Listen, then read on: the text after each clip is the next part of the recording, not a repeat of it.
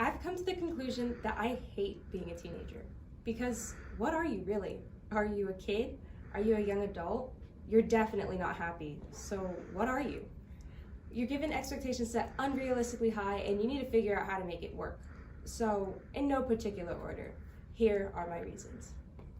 1, you have to get to school on time, but you should also get a full night's rest. But you should also be a part of a club or sport if you want to be a well-rounded student. And you need good grades. You are college bound and all colleges care about are your grades. 2, and you can't go to the bathroom in the first 15 minutes of class. And if you have to go, you have to ask. No, Bethany, I don't care if it's an emergency. Sit down and stop being a distraction. Okay, you can go now. Leave the bag though. Don't talk back to me, young lady. That's it, you can't go. Oh, and ladies, if we see your stomach, you're covering up or you're getting sent home. This is a school. We don't need to see that much skin. Boys will be boys, and we have to accommodate for them. This is a man's world. Number 4, the mitochondria is the powerhouse of the cell. The slope formula is y equals mx plus b, and if the degree in the numerator is greater than the degree in the denominator, there's no horizontal asymptote. Learn how to do taxes? No, but memorize the name of every Roman leader if you want to pass this class. 5, you should wear makeup so you look pretty and attract all the boys, but not too much. And wear cute clothes, and wear them for you. Dress code? Hell no, break the rules. But if you look too cute, you'll be an attention whore. 6, and if you're not toothpick thin, heads up, you'll be fat shamed. You could honestly afford to lose a few pounds. Just work out and diet and don't eat a few meals for a few weeks and you'll be perfect. But body positivity, all bodies are beautiful. We're all my plus size queens. 7, clothes again. Wear comfortable clothes. Don't try too hard. When you try to dress cute, it's obviously for someone else. Who gives a crap about what other people think about you? 8, everyone's opinion matters. The teachers, your crushes, your enemies, your neighbors, oh honey, it all matters. You must be liked at all costs. Those are the rules. Without being liked, you are nothing. You are no one, you are weird. You don't want to be weird, do you? 9, nothing is weirder than band. I don't care if you've always wanted to learn how to play the trumpet. The second you become a band kid, you become a social reject, a weird kid. Reread rule number 8 if you're still considering playing an instrument. 10, you're only cool if you're in a relationship. You see Tyler over there? Isn't he just dreamy? You should go talk to him. You don't want to talk to him? What a loser. Everyone knows that in order to have any social status, you need a guy or a girl to your hip. And if you don't have a guy or girl to your hip, you need to be working overtime to get one. Come on, people, it's a love life or no life. I've been told that diamonds form under pressure and heat. But being a teenager is a different kind of pressure. And when you add too much pressure to a diamond, the diamond simply vanishes. And sometimes I wish I could vanish, because it would be easier than fitting in a box with 10 sides and no wiggle room for air. I'm Ricardo, and this is Butterfly Effect. My parents grew up in broken homes, going house to house. My mother pregnant at 14, after having their first son and 2 daughters, they made a mission for a stable home. But life doesn't work like fairy tales. My father tried to change the past, picked my siblings up from school, and was shot at. So at age 2, we left Rhode Island to go somewhere else, but that didn't fix much either. My aunt poisoned my brother's body with drugs and alcohol, and my siblings fought, but they were so much closer than anyone else ever knew. So at age 10, until she ran away, my sister's rage consumed her, and I was her target. As her hands would twist around my throat, I'd gasp for air. I feel sorry for her, as we both look back on our past now and realize it wasn't her fault. He hurt her, and she let go of the rage. The pain of the first generation gets inflicted onto the next. Thank you. Hi, I'm Joshua Gonzalez. Sitting in my chair, wondering what those around me think. I think the worst, and my heart starts to sink, because fear holds us all back. Fear of being fat, so you won't eat snacks. Fear of being awkward, so you don't talk to anyone new. Afraid of heights, so you never went on planes that flew. Never talked to people you wanted to know. Never wanted to go to countries you wanted to go. Fear is like a tree. It grows and grows and just won't go. It never leaves unless you cut it down. Address your fear instead of making a frown.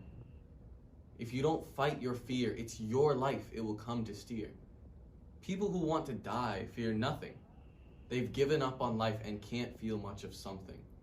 People who want to live are scared of doing the things that truly make them feel alive. Fear controls us all in one way or another. It controls you, your sister, and even your lover. Please don't let fear control, because it's your life it takes its toll.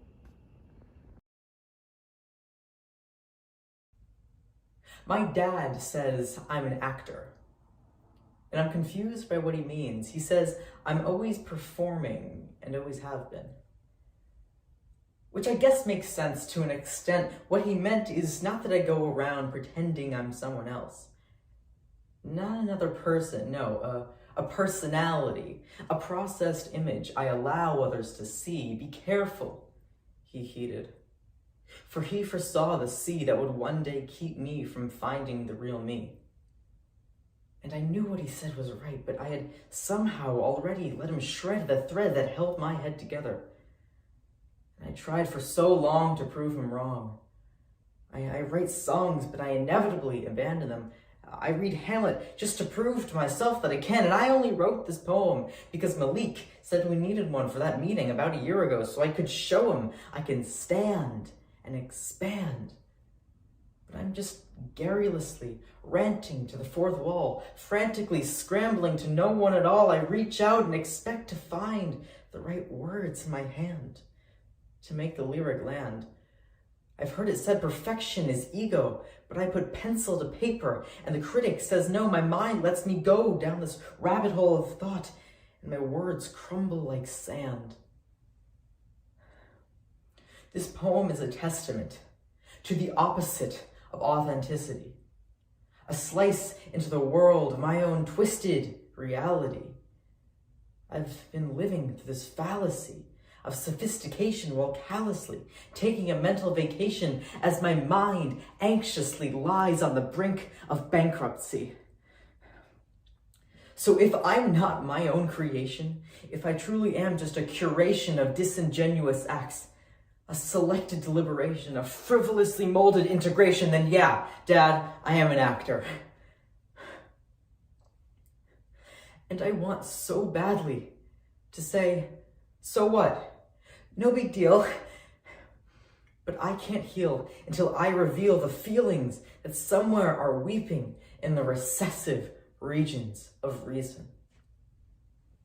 Okay. I know this might all sound cliche, but at the end of the day, if I've always been playing this same lame game, then who exactly are you talking to when you call me by my name? Maybe it is more than a personality, more than just a dramatic facade I force others to believe. I'm so selective with what I expose to those I'm close to. I cry when people die because I think I'm supposed to. This poem is a testament to the opposite of authenticity. A sliver into the world of my own twisted humanity. My vanity has abandoned me and handed me a map to insanity. Do I give in to the broken layers my mind has given to the narrator? Or ask, which costume shall I flaunt from my wardrobe of character? Or do I open my eyes and put an end to the narrative? It's imperative to understand the terms of my surrender, but I'm not an actor. No. I'm the great pretender. Hello, my name is Caitlin Chatterton. The world through the eyes of an optimist. This world is not kind to the optimist. It does not approve of their hope, and it attacks from every angle, leaving bruises. The worst of the world is always on display, a place where everything goes wrong. The world may have holes with bandages covering the scrapes and scabs, but it also has power to heal. It has the ability to work past its dark splotches. It does not have to be a place where everything goes wrong. It doesn't have to be a place where we just give up when things seem hopeless. Our perception of the world can be altered to change our perspective. It can be changed to see slivers of light instead of swaths of darkness. But maybe I am simply an optimist in a world of pessimists, and it is only a matter of time before the world crumbles away my hope and I see the world as it really is.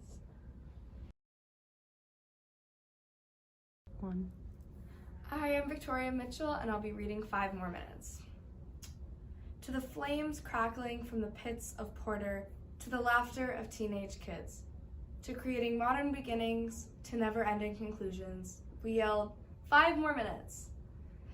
To the picnics on the dirt roads of green, to watching the sun sink into the sand skidded up from the worn tires of the four-wheelers, to the mud holes driving to keep us young, we wanted 5 more minutes.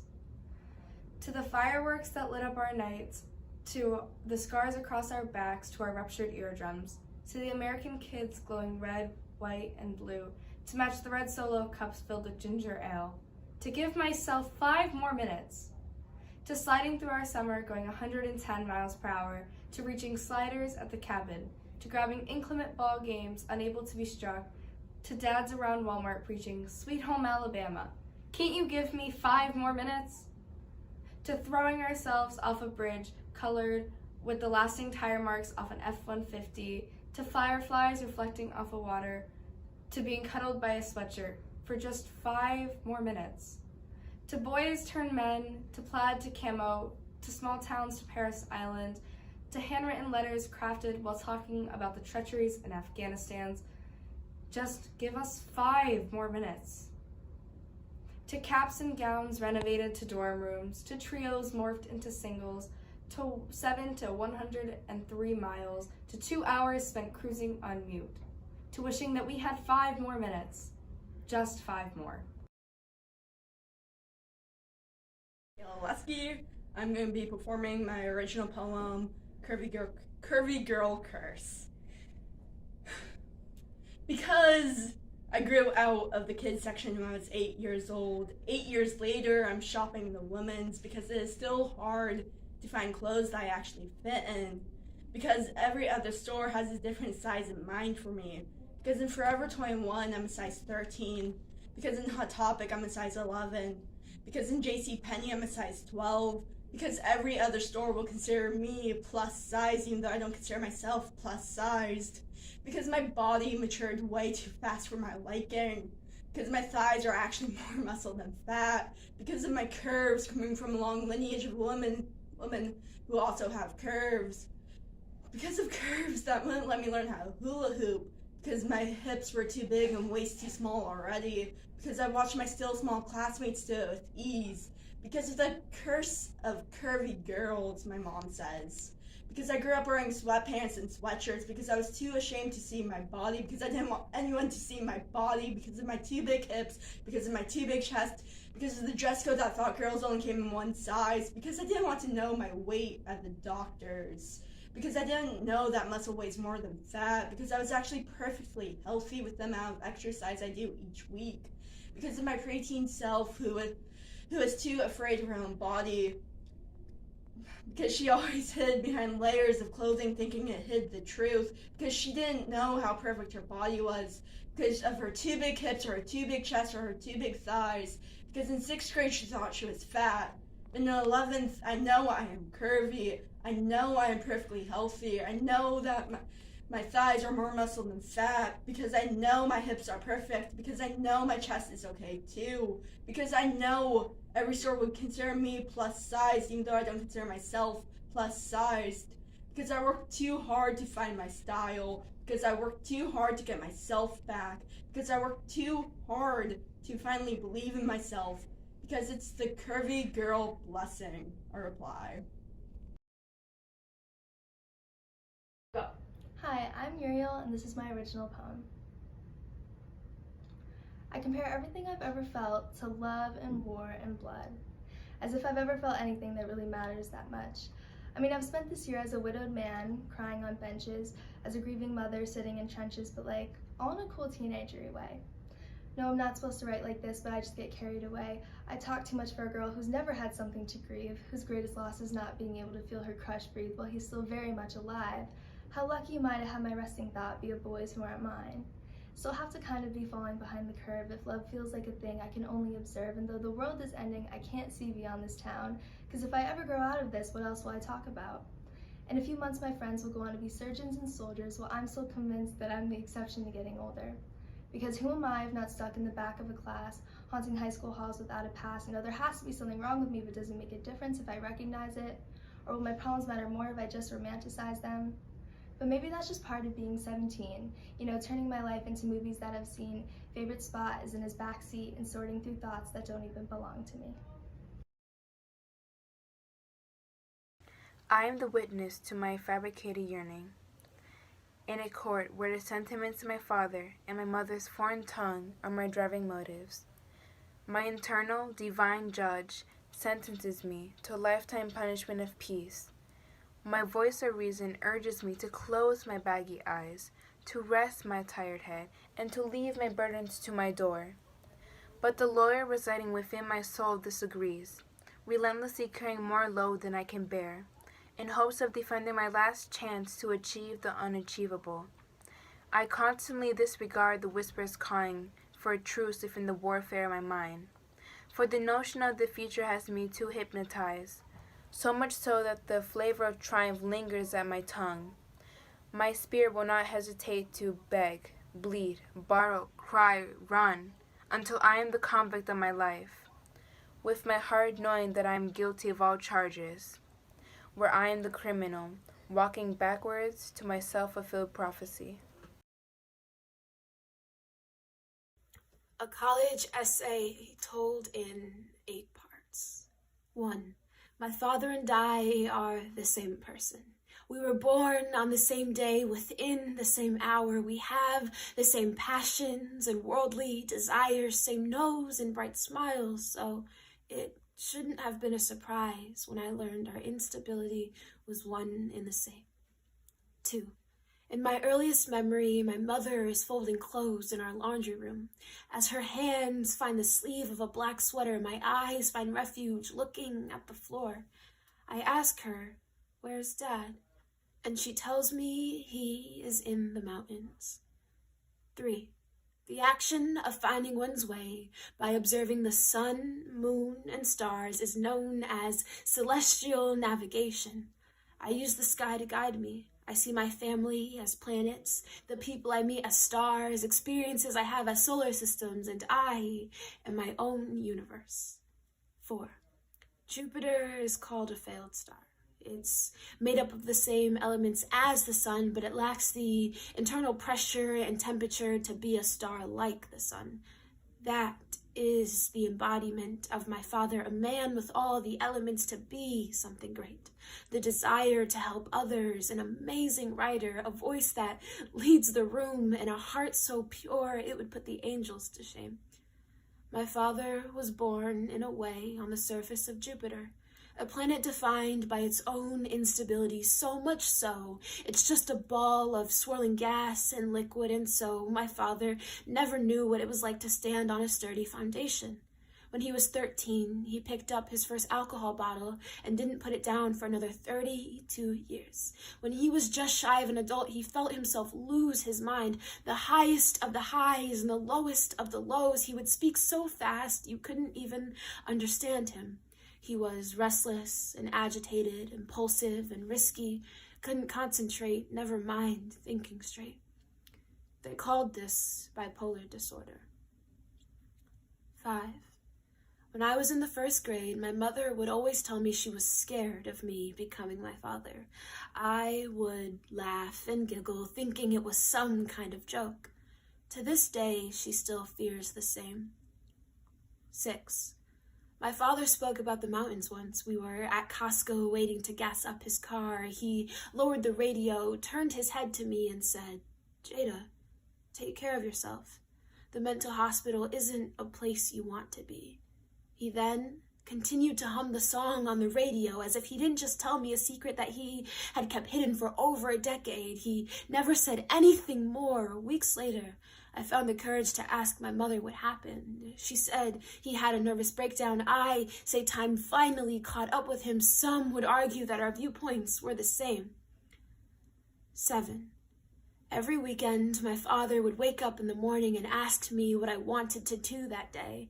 I would always respond with, "Take over the world," and that we did. We would drive across the state for reasons that never existed. Honestly, I have no idea where we spent our days. I just knew I loved to see my father smile. Now, I don't even know how to tell my younger self that he wasn't happy. He was manic. 8. Aristotle said all tragedies are beautiful. I don't know if I agree.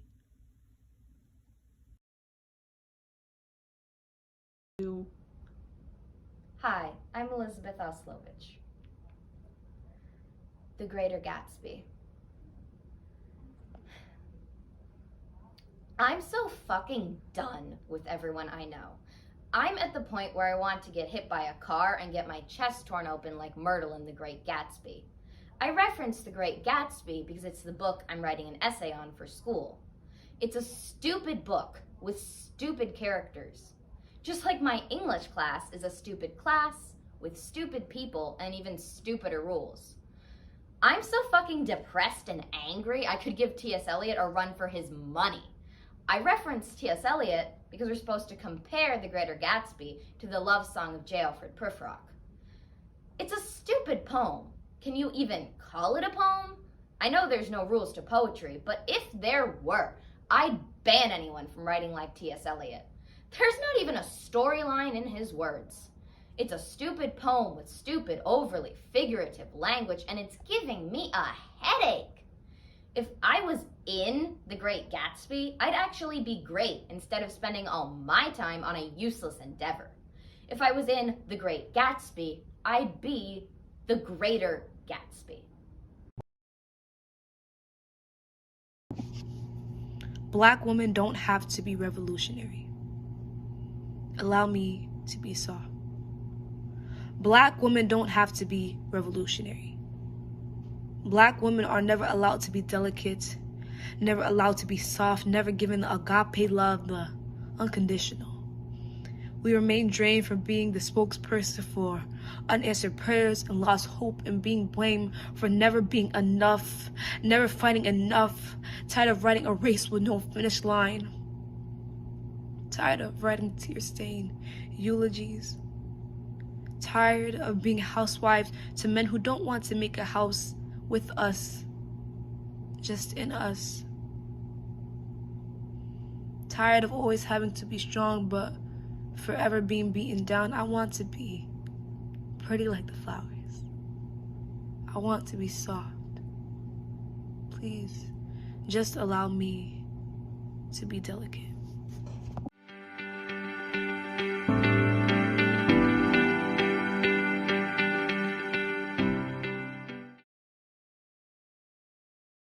Hi, I'm Anaya Tolton, and this is my second submission for Poetry Ourselves.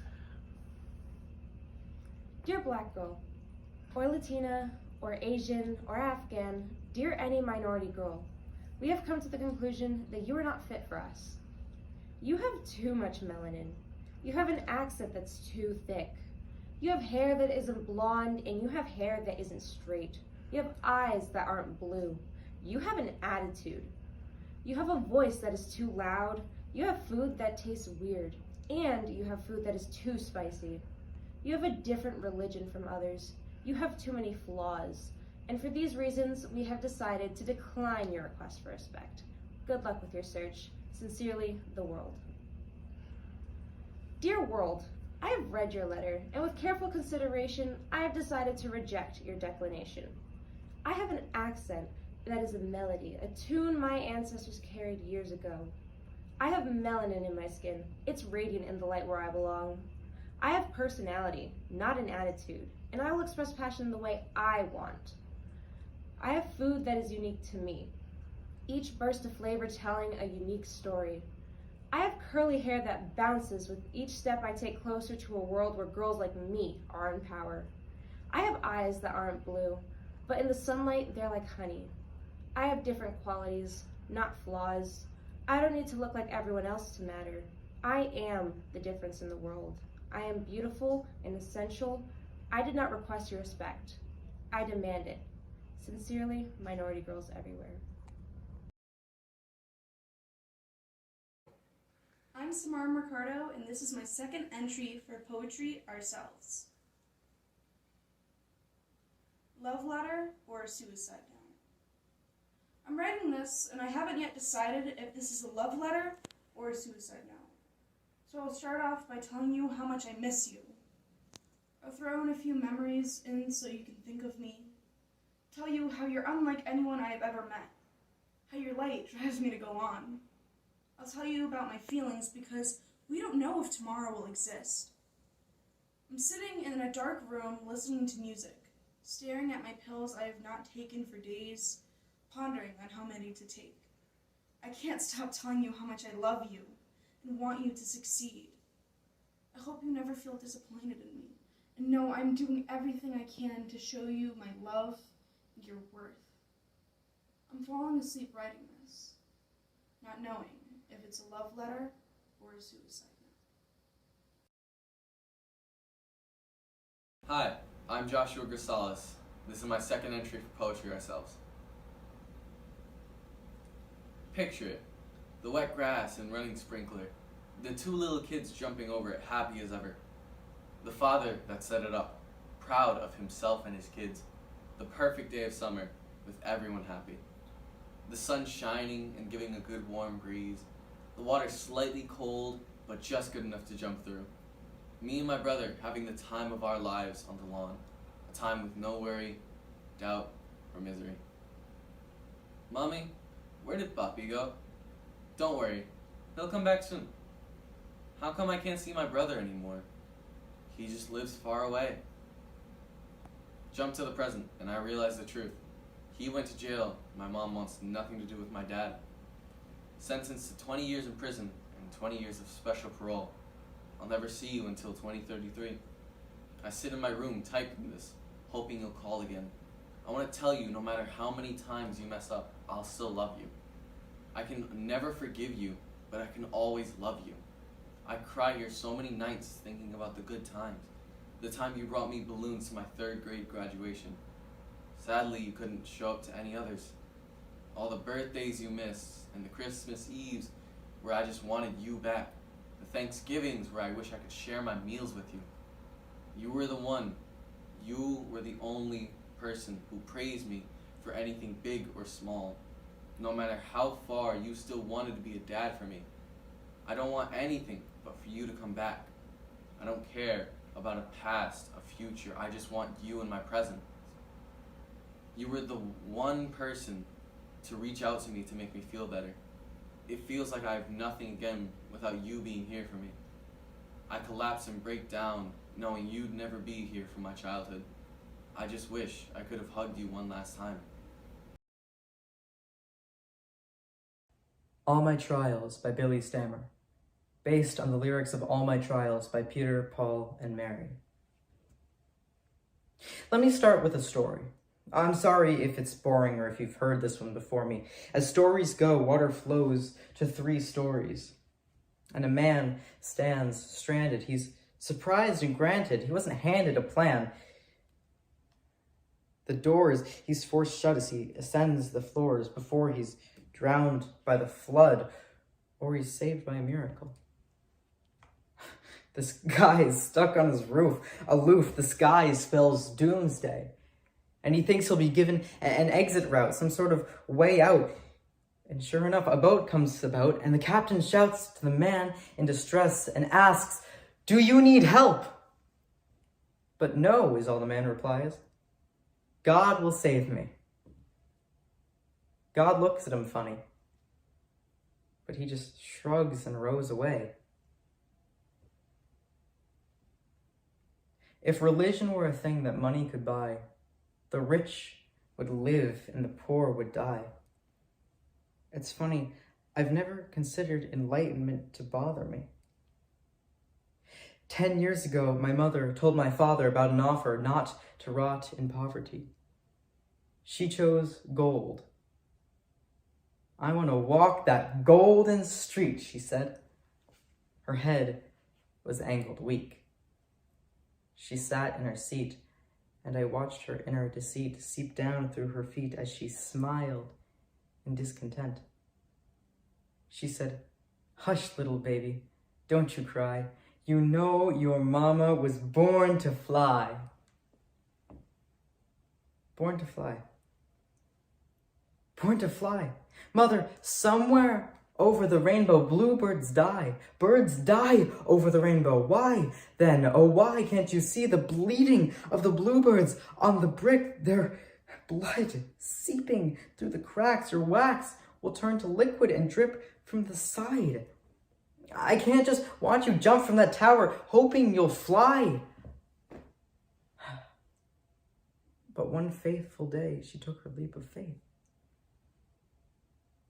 My father, Daedalus, collapsed in horror as he saw her move farther from view. The screams of Daedalus were dead, endlessly unlistened, as if they were never said. She descended, yet 5 feet from the bottom, recovered. 5 feet from the bottom, she hovered, suspended from truth. Her fall ended. She chose gold, sold on the idea of riches, and behold, the witches of old came to her rescue, holding her body in the arms of angels. And I watched her smile, while oblivious of the gravity to come. I watched her stare directly into the sun and say, "I am not afraid of you."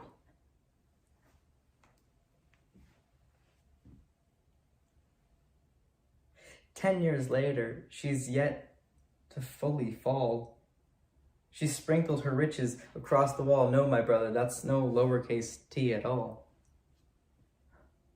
It's hard to make amends after faith turns its cheek, but I still hear her say, amen. I seem to remember this one time a few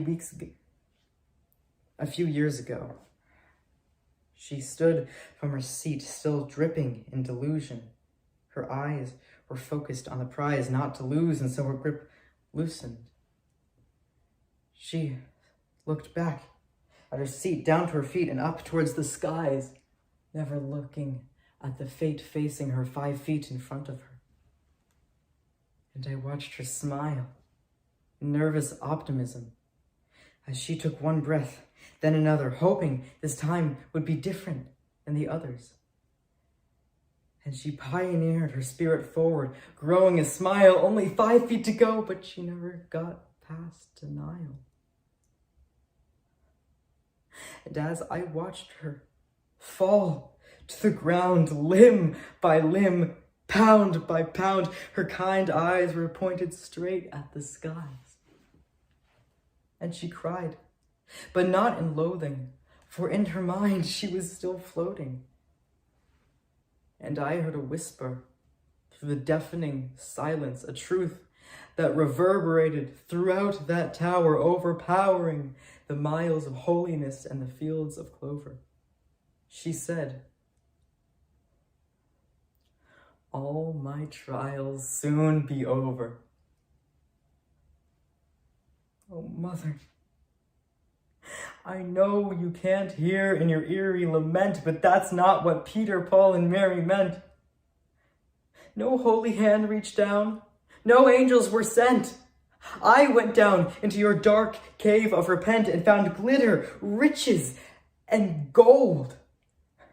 Here, I give you my hand to hold, but you push it away.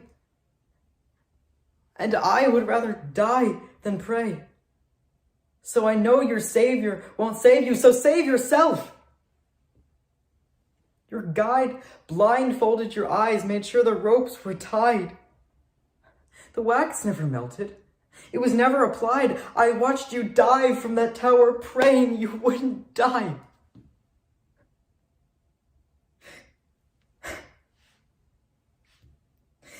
And every night since, she's been level, standing in the skies, never understanding it's the devil in disguise.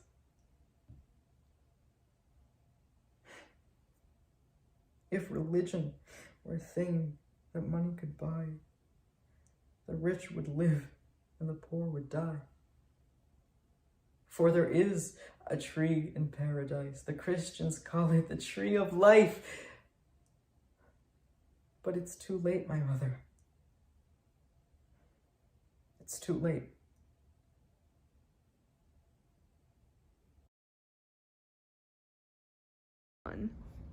Hi, my name is Caitlin Chatterton, and this is my second submission for Poetry Ourselves.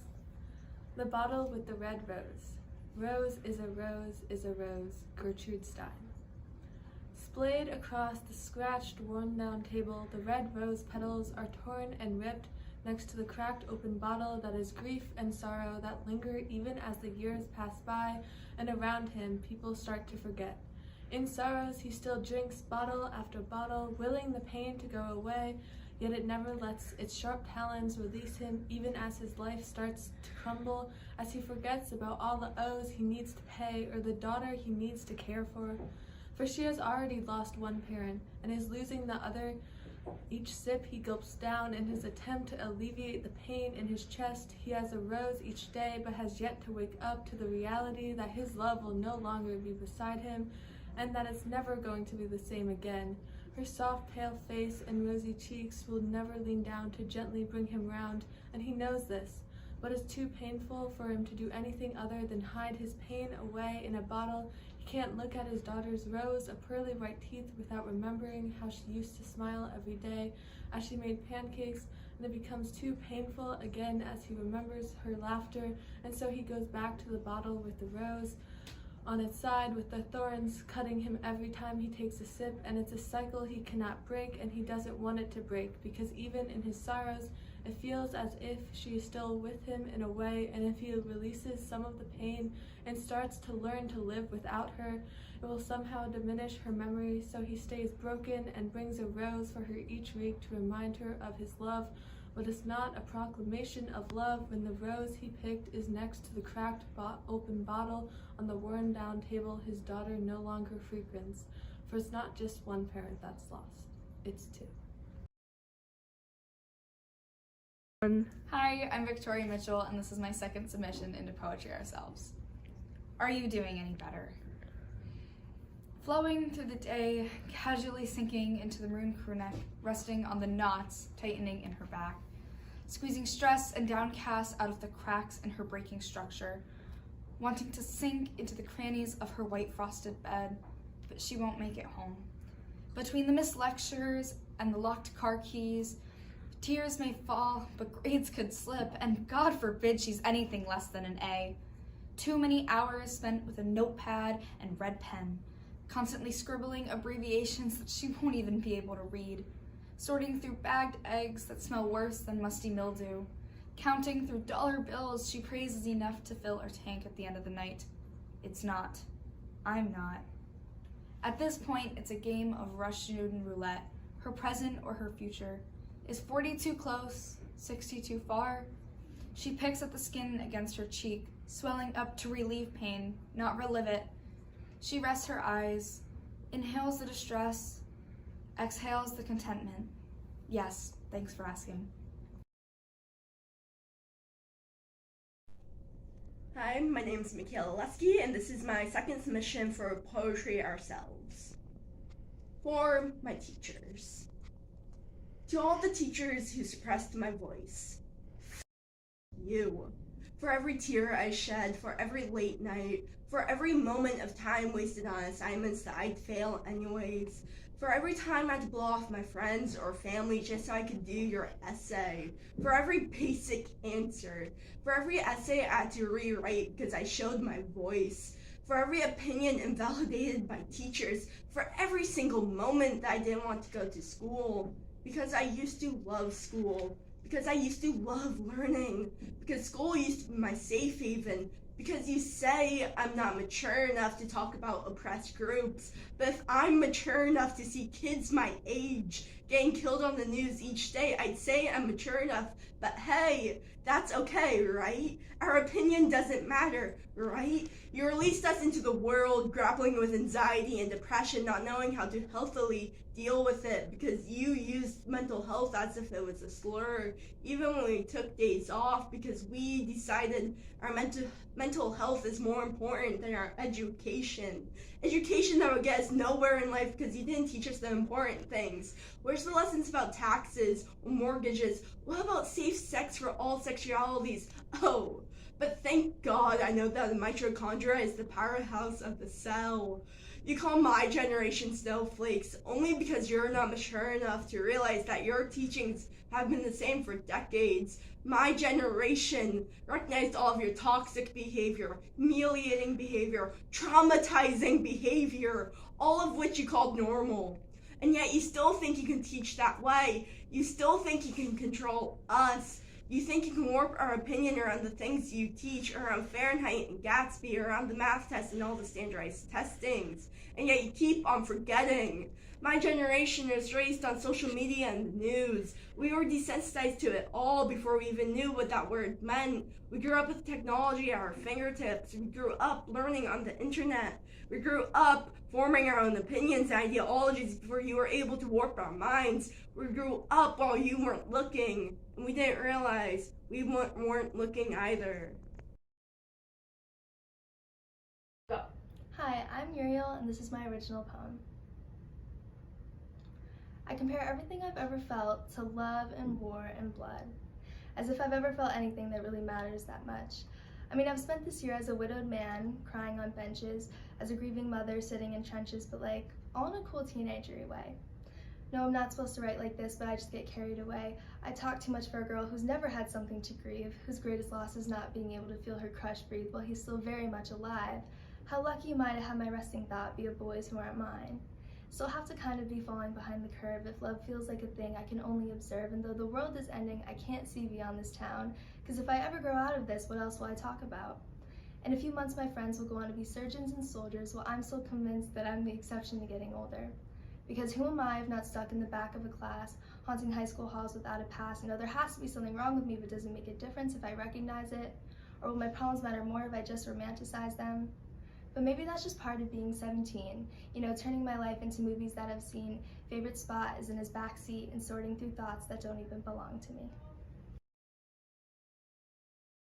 Very closely, down by the 5th Avenue, where the church intersects, you can find a woman running along the pavement, barefoot.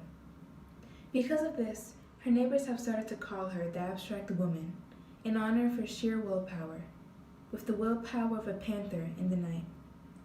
She laughs at this, of course, as she is not the panther that everyone assumes she is. For in the morning, she takes upon the role of an angel, doe, Mother Nature, whatever you may call her. She is the embodiment of the perfect woman. She is the woman that will sit in a cubicle, not entirely made for a space, and takes on the requests and demands of her coworkers, friends, and families. But in the afternoon, she is left with unfinished symphonies tormenting her mind. Nobody knows who she truly is. All they know is of her divine femininity, and her angel kisses, her rose blushes, and everything surrounding her that is all pure and good. That is why the abstract woman, the crazy woman, the infertile woman, as you know, is not the ideal, but still perfect in her own mind. Elizabeth Kolber-Ross created the 5 stages of grief, summarizing what various emotional states people go through after losing someone they love. This is how Black America grieves the loss of their ancestors. Stage 1, denial. Désament is a French word defining the restlessness that comes with being away from your country of origin and feeling like a foreigner.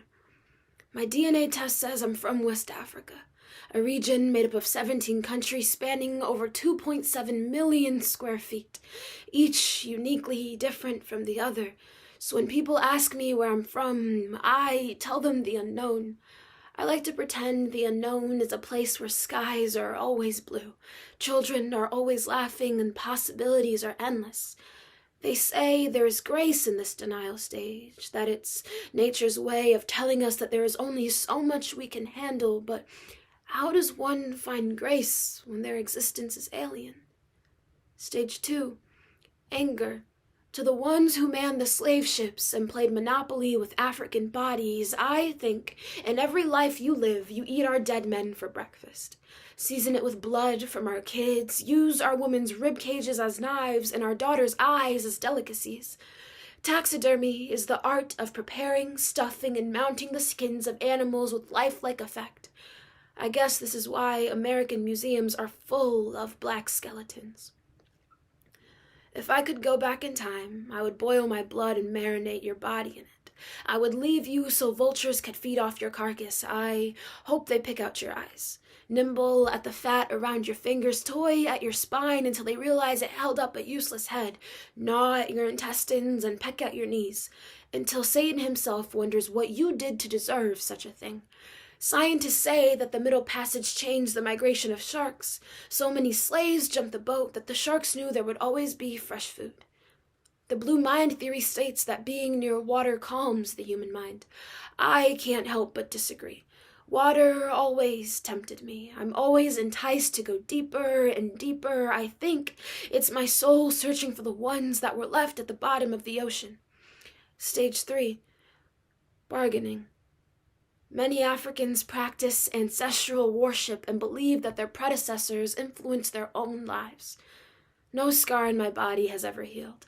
I have slashes across my back, burns all over my hands and fingers, bruises on my arms and legs. There is this reincarnation theory that states the scars you bear are how you died in a past life. This is my ancestors' way of reminding me that my people have been enslaved longer than they have ever been free. Phantom limb pain is pain that is felt in an area where a limb is amputated. When I get nervous, my voice shakes. My kneecaps quake, my hands tremble. Oftentimes, my breath gets caught somewhere between my throat and lungs. My ancestors inside me often forget that I am a free woman. They have instilled this fear in me. It's a survival instinct. It's a signal to run before my words get me stuck 6 feet under. Survivor's guilt is when a person feels guilty because they survived a life-threatening event that others didn't. I once found myself with my knees on the floor, my hands clasped and my head reaching the sky, asking whatever is up there, if I sacrifice myself, will my people have a better future? I never found myself on my knees again, not after they took Trayvon. They say bargaining and guilt go hand in hand. If I stopped bargaining a long time ago, why is every step I take filled with guilt and sorrow? Why does every step feel like an I'm sorry? Stage 4, depression. Scientifically, if you start smiling, your brain releases tiny molecules called neuronephridites that help promote joy. It is stated that smiling even when you are sad will make you feel happier. This had to be discovered by a white man. Most days, the pain of my ancestors' reality settles in my soul, causing me to panic. I wake up at random hours of the night, clawing at my skin, wishing I could hang it as a coat. But I'm always scared it will hang on a tree instead. So I let my scratch marks tell their stories, the ones of endless and eternal suffering. Stage 5, acceptance. For Christmas, my father bought me a telescope. I would spend hours staring at the North Star, wondering how such a thing could guide thousands. I'm slowly accepting that I will have to be stronger than the tragedies that define my people. When I die, I want my ashes to kiss the ocean floor and be tucked in by the North Star. It's the only thing that has ever guided us.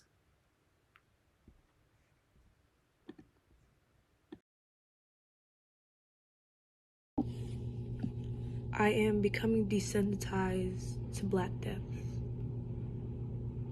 I no longer cry when I see Black bodies hit the pavement. And as bad as it sounds, my body just can no longer handle the image of constant Black suffering.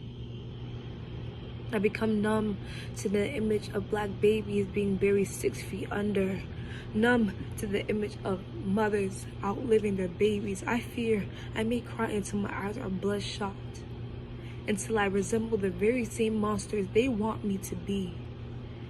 I fear I may cry until I choke, Scared that I too may be not able to breathe, just like the others. Scared that if I die, I may too become a household name for another tragedy. A headline in which my character is so twisted and depicted improperly that God wouldn't even recognize. Just another sad Instagram repost. Just another story that will blow over. I can't breathe, George Floyd said 10 times. I can't breathe, Elijah McClain said before he vomited, apologizing for being an inconvenience, apologizing for being different. I can't breathe. I can no longer sleep. I am desensitized to Black death. Black mothers' prayers keep the heavens on their toes, keeps God busy, keeps the angel running. I pray that the angel Gabriel will send my God a message, telling him that my soul is tired of not healing and having to repair one too many times. I haven't felt this hopeless in a while. Stuck in a country that's so great, but that turns a blind eye when Black bodies, great vessels, fall like leaves in autumn. They wither until they crumble and drift into the sky just like leaves. We don't miss them until it's summertime, until it's another headline. I'm scared to have children. What if my Black son dies, but is not worthy enough to make headlines or appear on local news? What if my Black daughter dies and becomes a simple marketing scheme? When will our lives be worth more than a retweet?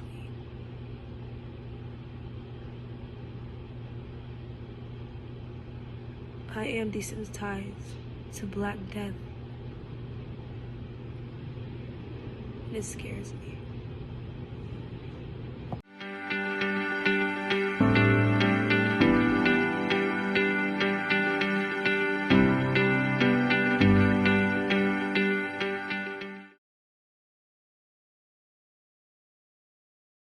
The Great Pretender, Part 2, by Billy Stammer.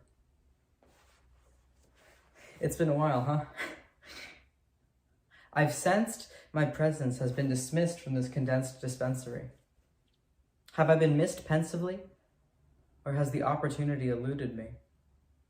I was kissed by rhyme, it suited me, but how do I come back to this after time has polluted me? And so to you, my amphitheater of expression, my safe winter bomb shelter, designed to bide my time from the dark corners of my mind. This verbal arsenal, a metaphorical arsenal armed for Barzanol, or whatever the hell you'd call this, you'll be here always, as soon as the pumpkins begin to rot away. Hence my gift to poetry itself, and my present to anyone in the present, yes, even the hesitant, requesting timid, bold, old, and new. Testing the mic here, 1, 2, 1, 2. So just off your ears. Nothing more, nothing less. The Great Pretender Studios presents a journey into my dark cave of repentance. Come one, come all, to see the Great Pretender, the last of the contenders. His tender heart is yet to tender in his resignation, because somehow he's yet to give up. Watch him sing, watch him dance, watch him play, watch him prance, leave his character up to chance for the day. Pay a fee of only your undivided attention. He didn't mention money or pension. All we ask is for viewers to sit back, relax, and let your teeth clench in. His disguise bears no ties to people. Only in his eyes his desire appears. Those he admires and those whom he fears. He hears only laughter and hears where he crafts, or just gets tired and keeps his work as no more than drafts. He's being harassed by his past, or whenever lasting memory has passed through the glass. He's no master. He's a pawn in his own game. Each dawn, he awakens at the break of day, and he's still the same. But of course, he figures it's always good to put on a show.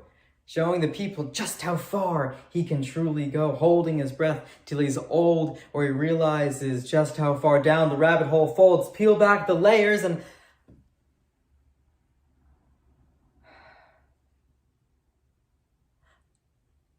I cried in the rain, but the orchestration never came.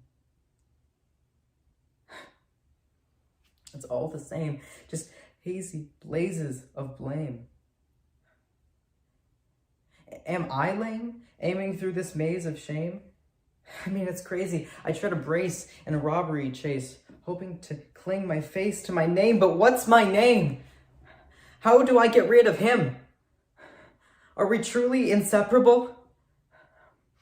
I remember I said I was schizo in 6th grade. Was it because I knew that I am him? Or did he know that I would someday awaken? I am myself alone with my thoughts, but he only thrives off of theirs. I am myself alone with my thoughts, but owning up to his mistakes means I overthinking, and so here I go again.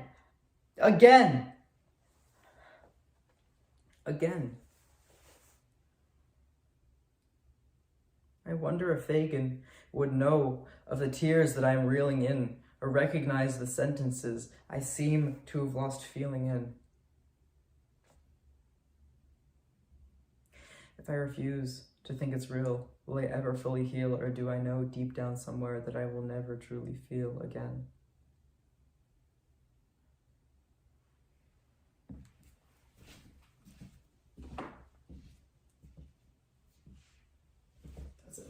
That's it. To my youngest sister, my rock, my savior. From the moment I saw your face, I knew it was clear that life had purpose. You see, the thing about children is that they don't see your insecurities. They only know how to love wholeheartedly. To my youngest sister, my rock, my savior, you showed me that God still existed. He handcrafted every star so uniquely, but none of them could shine as bright as you. You're like a cold glass of lemonade on a hot day. You're like the happiness that comes when you cannot breathe from laughing too hard. Your love is a fortress that keeps me safe. You show me that love is still worth fighting for. You're like Sunday's communion. After a week long of sin, your presence clears me and washes me new. To my youngest sister, my rock, my savior. You are my carbon copy, my twin. You are made in my image. You remind me of the kid inside I long to keep. The kid inside before the damage. You see, your face reflects the pain that I've endured to shield you away. The nights I cried but made sure you're okay. Thank you for showing me how to love again. Although you are 11 years younger than me, you have shown me so many lessons. Thank you for showing me that tranquility should not come from a man's arms, but from the stillness of a home. Thank you for making home still feel like home.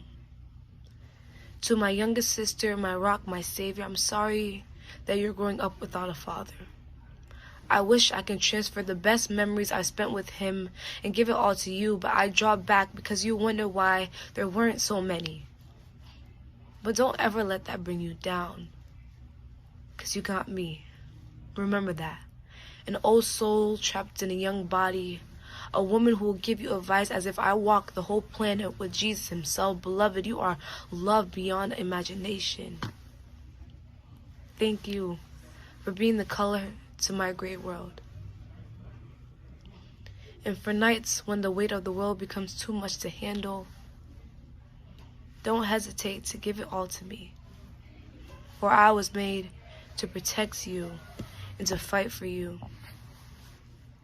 I'm a firm believer that two souls never meet on accident. To my youngest sister, my rock, my savior, the best thing that's ever happened to me. You saved my life. The longest-running criminal trial in U.S. history just so happened to revolve around pizza shops. It was a scheme only Sicilian-born men were capable of, something so complex and intricate that by the end of it all, the judges, lawyers, prosecutors, and jury would have rather let them walk free than deal with the mess that said men created. $1.6 billion worth of heroin. Control over all of New York City, a network so vast that the feds couldn't catch them all, and little pizza shops on every block. It was ingenious in itself. The man behind it all, Gaetano Bellamente, hid his scheme behind perfectly crafted pizza. The recipe was simple. It was more technique than anything else. The dough was thick enough to hide all of their drug trafficking, but thin enough to get caught by the FBI. The cheese was browned, opaque enough to hide any extra charges of murder, assault, and money laundering, but transparent enough to get sentenced to 45 years. The sauce was, well, enough. The perfect balance between sweet and savory, a balance that kept them hidden for so long.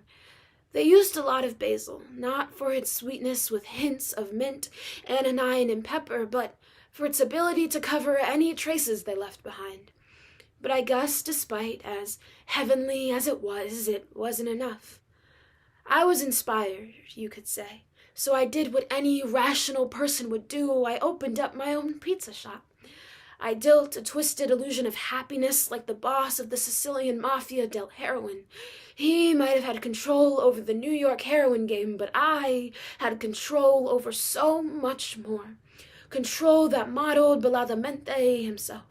Twisted and lucrative, but effective. I ran a money-making business in my own mind. My specialty was selling lies to myself. Depression is kind of funny that way, slowly driving you mad, and so I withered away. I became a nocturnal animal of some sorts. Slept in all day, was up all night. I became incredibly irritable and irrational. Every sudden noise would make me want to skin myself alive. Every small inconvenience shattered my mind. Any one glance towards my direction filled me with rage. My mind was a minefield with pieces of myself. Some corners held the appetite I once had, others held everyone I once loved. Self-isolation is a hell of a weapon. Trenches were filled with all the time I didn't know I lost, time I spent daydreaming, because fantasy is always better than reality. I would grab a pair of tweezers in hopes of destabilizing the bombs, but I would always mix up the red and yellow wire, leaving me with more anxiety than I could manage. It was truly a war zone. One the reenactments couldn't even get right. I was, for lack of a better word, a burnt pizza. And Bellamente, well, he wasn't in any better shape than me. He was, simply put, a mastermind. I, his disciple, together we ran the greatest schemes in the history books. But our efforts weren't enough, because he sat in a prison cell until he rotted from the inside out, and I eventually broke. Caved in, opened the windows, and realized that my own scheme drove me mad, to the point I didn't recognize who I became. I was nothing but an abandoned pizza shop filled with cobwebs that covered the best parts of me. Scuffed windows that left me with a dull view on the world, scratched countertops that ended up with more scars than it started out with, but that's okay. The best things in this world don't go unscathed. Shattered mirrors that gave me a warped sense of self and a leaky roof, because insurance decided that it didn't want to cover anything that didn't cause immediate harm. I guess the possibility of falling apart at any time wasn't reason enough. And you know what? I don't know if I was doomed from the start. I don't know if Bellamente knew he was going to get caught all along, but one thing I do know is that the worst parts of ourselves will always reveal them in the end. Bellamente never got to enjoy his view from the top, and I never even made it there. I have to plant new seeds and hope they grow, even though the soil is tainted. I fertilize the ground with a bottle of prescription pills and water it with a really nice lady I see every week. In due time, it will grow into a garden with blooming flowers, beautiful butterflies, and honeybees. Gaetano Bladamente, the real-life godfather himself, didn't live the legacy he wanted. He didn't go out as the greatest mobster in history, but is now used as a cautionary tale to other gangs across the globe. Is now used as a trophy paraded by the FBI in its own archives. Is now the poster child for a failed operation. And I am a great example of what happens when you fall apart. In the end, we weren't enough. Maybe we just needed a little more basil to cover our tracks.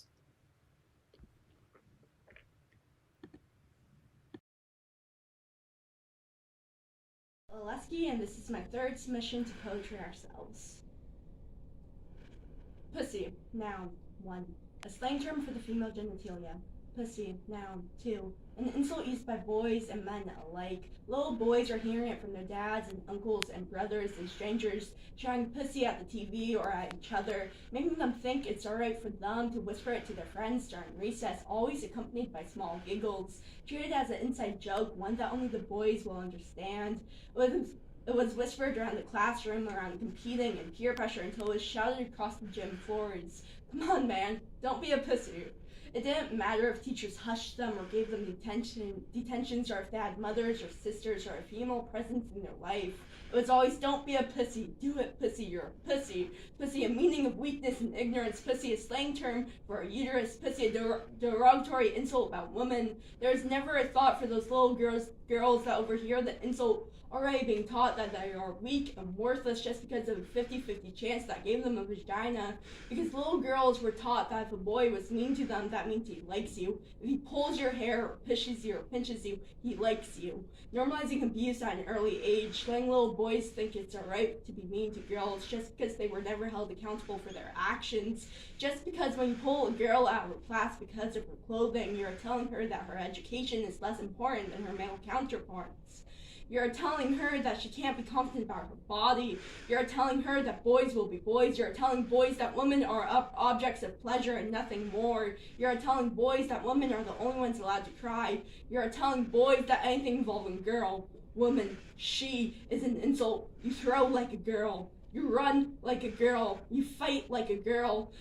Because nobody ever thinks about the little girl who hears those insults. Nobody ever thinks about the little girl who is taught being a girl is bad from the very start. Nobody ever thinks about the little girl who only wants to see herself on the big screen, but will forever be disappointed because all of the women who made big impacts on the world to our everyday lives will forever be forgotten because they were written out of history unless they made themselves known. Because no man will ever realize how hard women fought to be remembered in history. Because no man will ever realize how much it takes for a woman to walk down the street alone. Because no man will ever need to hold their keys between their knuckles, or to pretend to be on a phone call, or to worry about what they're wearing out. Because no man will ever realize how much effort women put in to survive each day. Because no man will ever realize how much it hurts to see that the most searched phrase on March 8th, International Women's Day, is when is International Men's Day?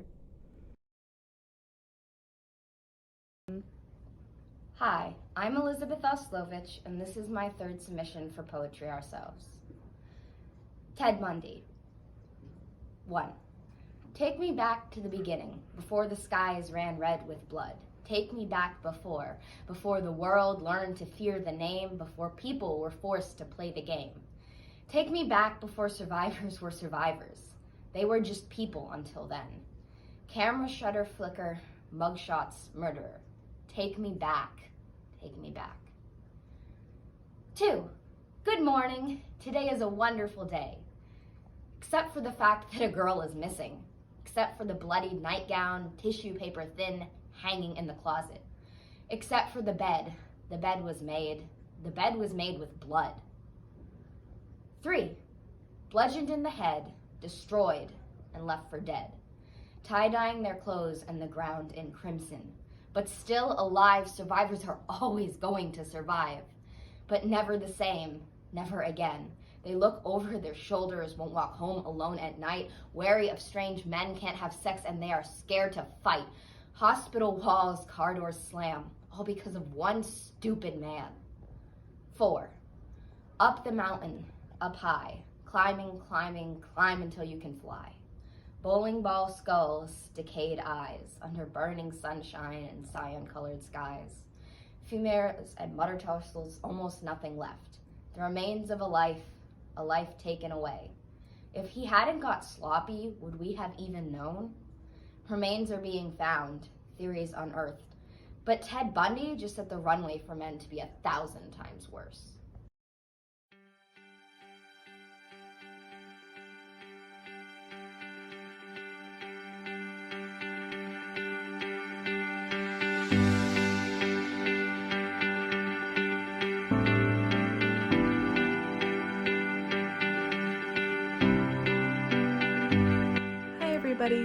I wanted to just say congratulations on all of the fantastic work that you've done this season. It's been really wonderful to be able to work with a lot of you, and you've definitely become better performers and better poets. And I hope you continue to read, continue to perform, and continue to enjoy poetry for the rest of your life. Congratulations. Hey babies, this is Lynette Johnson. I was the workshop facilitator or coach or whatever you want to call it, but I had the pleasure of getting to work with the people this season, and it has been a privilege, an honor. It's been fun. I look forward to seeing what was created, what is born out of what was done, for everyone who uses a pen as their weapon, as their instrument, as their voice. Keep going. It gets better and better and better. Congratulations on this beautiful journey with Poetry Out Loud. You did it.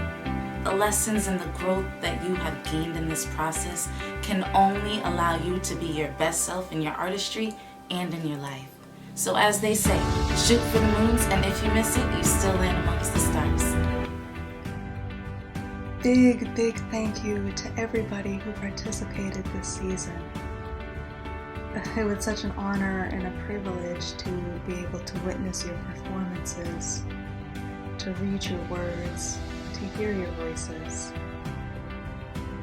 Congratulations to all of the winners, and so much thanks to everybody who shared of your time and your energy and your creativity with us. Best wishes for all of you and everything that life brings you. Good evening, everyone. My name is Joshua Brown, and I'm the current New London Poet Laureate. I'm here to congratulate all the student participants. This is my first year working with Poetry Out Loud, and I can tell you I've been truly blown away.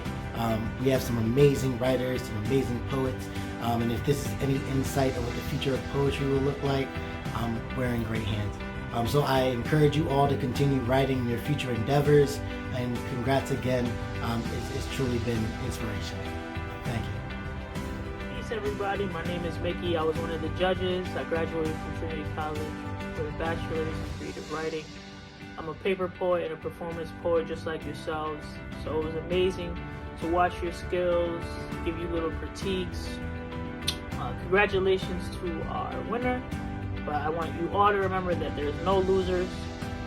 There's just a craft of poetry, and you trying to master it. So never give up on yourself and keep doing it. You're just like us, and we're just like you. Thank you. Hi, my name is Tarisha Midnight Schuler. I want to personally say congratulations to all the POL finalists and all the POL contestants. Your hard work is greatly appreciated. The time you took in watching your videos, having friends and family members go over your video, it is greatly appreciated, and I wish you much success in your poetry journey. Keep writing, keep reading, and keep loving this art of poetry. Believe me, it's going to take you to places beyond imagining. Take care. Until next time. Peace. Congrats to all of the winners. Continue to be who you are, your authentic self, and never letting anybody dim your lights that you have.